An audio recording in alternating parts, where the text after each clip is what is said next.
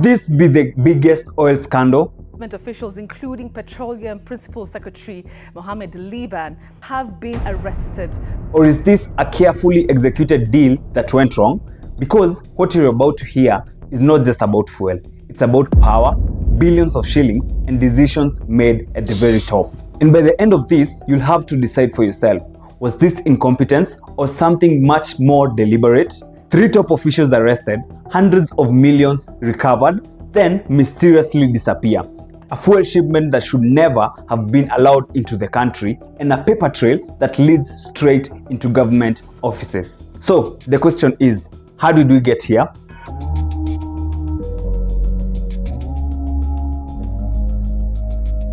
For us to understand this oil deal, we have to first understand the government-to-government deal signed in 2023 after the 2022 fuel crisis, which had resulted to long queues in fuel stations. It was designed to stabilize supply against global price volatility and ease the acute foreign exchange pressure of 2022 and 2023, and the contract was given to 3 Gulf companies: Aramco Trading Fujairah, ADNOC Global Trading Limited, and Emirates National Oil Company Singapore Pte Limited.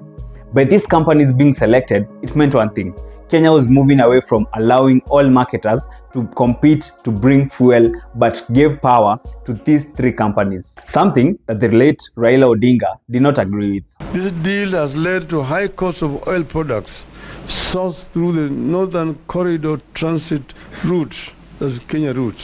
However, the prices stabilized all through and have seen a rise and a fall since then. But then, in the wake of 2026, this happened. Breaking news this hour: Israel's defense minister says it's launched a preemptive attack against Iran. The Strait of Hormuz, which lies in the middle of Iran, Oman, and the UAE, where approximately 20 to 21 million barrels of oil and liquid fuels pass through, that's roughly 20 to 25% of the world's total daily oil consumption, became a fighting strategy for Iran. And countries like Kenya, who rely on this, seem to be in a mood of panic, and it became amplified in the social media. Maritime stakeholders say over 3,200 vessels are stranded at the Strait of Hormuz, driving shipping and insurance costs up. And with this impression created, on March 25th, the Energy Principal Secretary, Mohamed Liban, authorized One Petroleum Limited, directed by Ali Balala, and Oryx Energy, which the CEO is Angelina Mangi, to import 60,000 tons of petroleum, each to fill Kenya's reserves. One Petroleum was among 4 bidders that had responded to an emergency request issued by the Ministry of Energy and Petroleum in Kenya in March. But let's talk a bit about One Petroleum, which is vital to Kenya's and East Africa's energy. One Petroleum Limited was established in November 2010 and has since grown into a dominant player in the oil marketing industry across East and Central Africa. It operates as a subsidiary of Mbaraki Bulk Terminal, owned by Mohamed Jafar, a Mombasa-based billionaire. Mohamed Jafar is chairman of MJ Group, Kenya's largest provider of cargo handling services. It's not just any other company, as it commands a lot in the energy sector in East Africa. It's East Africa's only terminal with heated tanks and pipelines for bulk bitumen, efficiently handling diesel, petrol, fuel oil, and molasses, serving diverse clients and boosting supply chain efficiency. Going back to PS Liban, he wrote to Kenya Bureau of Standards Managing Director Esther Ngare on March 26, 2026, formally requesting 3 temporary waivers on quality certification requirements for imported refined petroleum products amid the geopolitical disruption in the Gulf region. He wrote that the international oil companies operating under the government-to-government supply arrangement had been forced to source petroleum products from markets where specifications did not align with East Africa's or Kenya's requirements. The first requirement was that Liban sought permission to skip the required Certificate of Conformity (COC), which is an official document issued by a manufacturer or approved body verifying that a product meets required technical, safety, and quality standards, and instead inspect the fuel after it arrived in Mombasa. The second requirement was removing the penalty. If the fuel does not meet the standards, the company is usually fined a 5% of cargo value or up to $3,500 fine. But now, because the fuel would only be determined it meets the standard once it docks in Mombasa, Then Liban asked for them not to pay. The last one was even if the fuel fails quality test, allow it anyway and make a judgment case by case.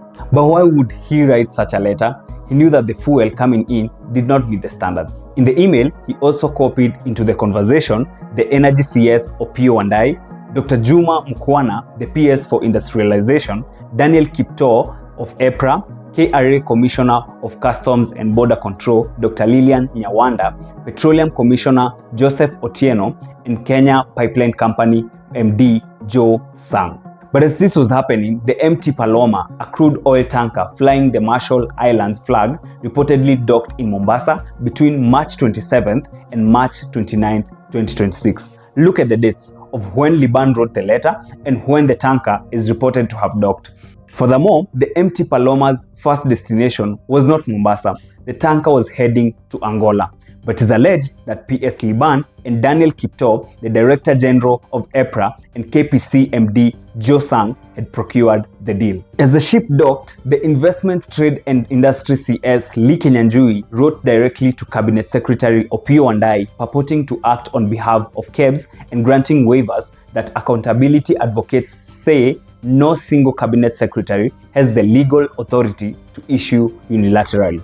The letter signed by CS Kenyan and addressed to Wandayi stated that the waiver was granted on the oxygenates, manganese, sulfur, and benzene parameters. These are not just any parameters. Benzene is a group A carcinogen, while excessive sulfur produces sulfur dioxide emissions linked to respiratory diseases. Manganese, on the other hand, is used as an octane booster and can cause neurological damage at high exposure levels. CS Kenyan also told the Energy CS to ensure that the next two scheduled consignments are fully compliant with the KEBS requirements. And on top of that, the CS requested that the PMS is commingled with the current stock to mitigate excess manganese. Clearly, they wanted to dilute the tainted cargo with cleaner fuel already in Kenya's tanks and hope nobody got hurt. This just shows that they not only knew that the consignment in Mombasa was not compliant, but also risky to Kenyans. And to finish it off, the CS required that the importer indemnifies KEBS in case of any unexpected happening coming from this waiver. So if anything went wrong, KEBS could not be blamed. This consignment was not only substandard, but was also expensive compared to the G2G deal. Energy CS Opiyo Wandayi disclosed that the invoices for petrol from MT Paloma supplied by One Petroleum showed a landed price of 198,855 shillings per metric ton, while the government-to-government cargo from the MTFOS Mercury supplied by the Gulf Energy landed cheaper at 140,111 shillings per metric ton, a difference of 43.4 shillings per litre. Also, the tests are not only done by KEBS, but also the Kenya Pipeline Company, which was headed by Joe Sang. The KPC runs laboratories where it tests the quality of fuel upon receiving it and before discharge to oil marketing companies. But Sang was allegedly working with Liban and Daniel Kiptoo, Energy and Petroleum Regulatory Authority, who was actually copied in the letter to KEBS by Liban. And so, Sang allegedly gave the go-ahead, but KPC board chair Faith Boynet had forbidden Sang from proceeding with the deal. But here's where the story takes another turn. Word reached the president of what was going on, and he ordered the head of public service to deal with the trio decisively. And so, on Thursday, 2nd April 2026, the officials were summoned and were instructed to report to State House. They arrived at midday, expecting to meet the president, and were kept waiting until 4 p.m. Unbeknownst to them, different teams from the DCI were simultaneously raiding their homes. Then, the arrest started. Government officials, including Petroleum Principal Secretary Mohamed Liban, have been arrested. During raids on the homes of the arrested officials, detectives recovered over 500 million shillings in cash. But in a bizarre twist, sources say the money has vanished from police custody. A senior politician reportedly ordered the cash to be brought to him, and detectives were forced to hand it over without any receipt or inventory. The trio have resigned from their offices, but while they may have been the people driving the deal, it is evident that many knew what was going on. The Energy CS Opiyo Wandayi was copied in the first letter. The Trade CS replied raising questions, and indemnifying cabs, showing he also knew. The paper trail is easily visible. The signatures are there. The president has said that he will deal with the oil cartels. This is the administration that is going to deal firmly, decisively, and conclusively with all cartels. But in this case, are the cartels outside government or inside it?